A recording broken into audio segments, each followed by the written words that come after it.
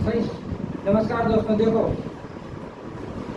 कुछ important formula है, ठीक है ना, फिजिक्स में ये पूछे ही जाते हैं, ठीक है ना। कोई भी एग्जाम दो, कंपटीशन करते हो चाहे 12th करते हो, ठीक है, यहाँ पर क्वेश्चन आता है,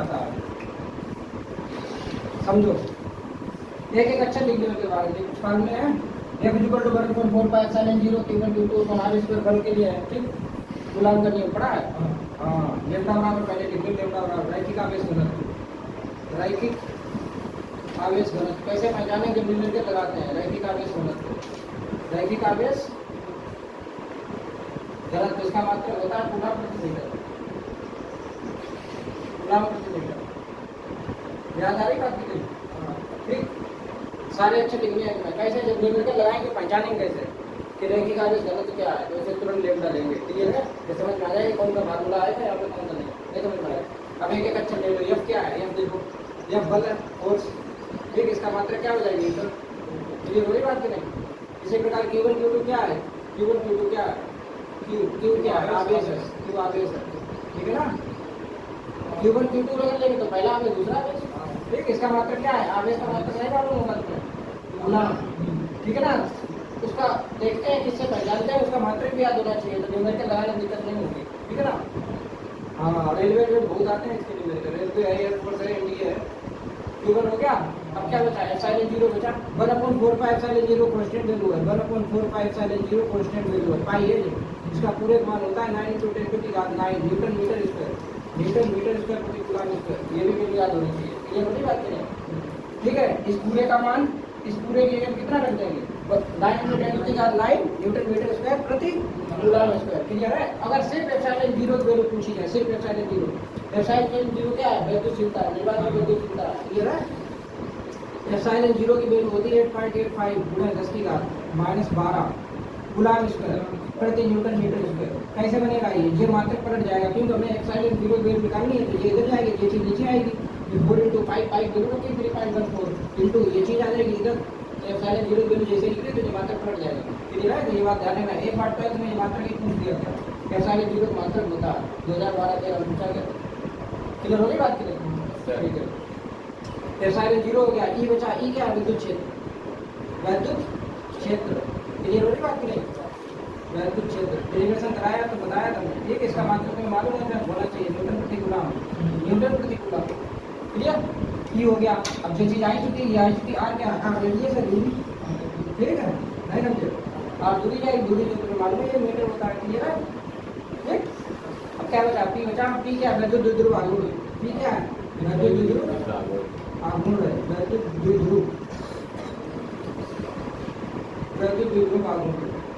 वैद्युत द्विध्रुव आघूर्ण क्या होता है? वैद्युत द्विध्रुव आघूर्ण होता है किसी Q, मतलब एक आवेश, किसी एक बिंदु पर आवेश तथा उनके बीच की अर्ध दूरी के गुणनफल को क्या कहते हैं? वैद्युत द्विध्रुव आघूर्ण कहते हैं। डेरिवेशन छोटा सा याद आया? हाँ, वैद्युत द्विध्रुव आघूर्ण है। इसका मात्रक मालूम होना चाहिए, कूलॉम मीटर है, क्लियर, कूलॉम मीटर, ठीक है ना। टाउ क्या है? बलयुग्म का आघूर्ण, टाउ, ठीक है ना। बलयुग्म का आघूर्ण बोलेगा जो टाउ है, बलयुग्म का आघूर्ण, क्लियर। बलयुग्म का आघूर्ण टाउ, टाउ का मात्रक होता है newton metre, newton into metre, clear है? नहीं क्लियर है? न्यूटन मीटर टाउ बोले। हाँ बोलो, हाँ बोलो, बोला कोई दिक्कत? न्यूटन मीटर हो जाएगा, ठीक है ना। टाउ हो गया, टाउ हो गया। पी तो बता ही चुके हैं।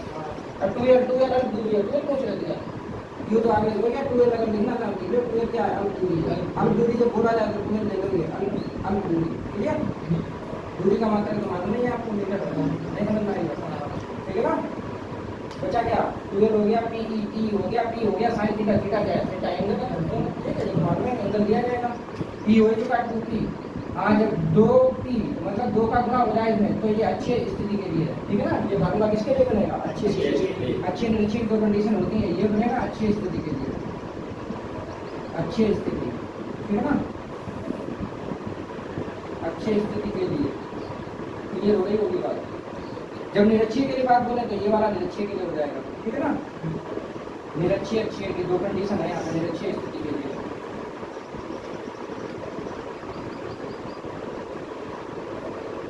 समझदारी होगी इसके बाद, ठीक है। तो ये हो गया पी, तो मालूम है वैद्युत द्विध्रुव आघूर्ण, इसका मात्रक ई वैद्युत क्षेत्र है। डेल्टा में गुलाम होता है एफ बराबर ड्यूटी, एफ का मतलब तो निकल ही आएगा यहाँ से, ठीक है। आवेश का मात्रक, आवेश का मालूम है, ई का मालूम है, काट देना वैसे अलग बल का मात्रक ढूंढते नहीं होता है, ये बात ध्यान रखना है आपको। क्यू बराबर यानी क्यू क्या है, आवेश है, एन क्या है, एन लिख लो, एन क्या है, इलेक्ट्रॉनों की संख्या, ठीक है ना, इलेक्ट्रॉनों की संख्या है। ई तो मालूम है, ई तो मालूम है, ई पे क्या है, ई का मान होता है, इलेक्ट्रॉन पर आवेश मालूम है 1.6 इलेक्ट्रॉन पर आवेश होता है, देखिए 1.6 into 10 to the -19 कूलम, ठीक है ना, -19 कूलम पर आवेश, ठीक। क्यू हो गया, एन हो गया, फाई वैद्युत विद्युत आघूर्ण है, फाई ई क्या है, वैद्युत विद्युत नहीं, सॉरी वैद्युत फ्लक्स, सॉरी वैद्युत फ्लक्स है, ठीक है ना, वैद्युत फ्लक्स है, क्लियर, वैद्युत फ्लक्स है। इसका मतलब हो जाएगा न्यूटन मीटर स्क्वायर प्रति कूलम, न्यूटन मीटर स्क्वायर प्रति कूलम, क्लियर है। देखिए ये गॉस की प्रमेय है, क्या है ये, गॉस की प्रमेय है, ठीक है ना।